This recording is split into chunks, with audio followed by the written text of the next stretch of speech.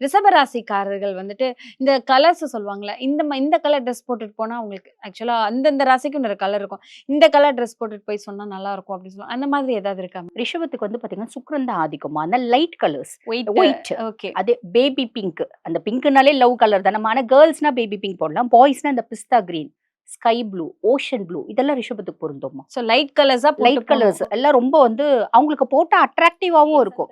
பிளசன்ட்டா இருக்கும். பொதுவா வந்து பாத்தீங்கன்னா ரிஷபராசி ஆணோ, பொண்ணோ ஒரு கோணி பையில நீ ட்ரெஸ் போட்டு தச்சு குடு. ஒரு பொம்பள பிள்ளை இருக்குன்னு வச்சுக்கோங்க. ஒரு கோணி பையில ஒரு குர்தா தச்சு குடு. அந்த பிள்ளை எவ்வளோ பிளசன்ட்டா வந்து நிக்குதுன்னு மட்டும் பாரு.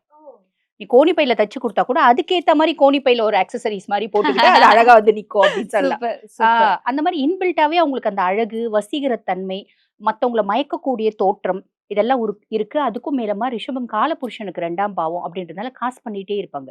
ஃபேமிலிக்காக சம்பாரிச்சு, சம்பாரிச்சு, சம்பாரிச்சு குடுத்துட்டே இருப்பாங்க. பயங்கரமா உழைப்பாங்க. நல்ல மனசு இத விட என்னம்மா வேணும்?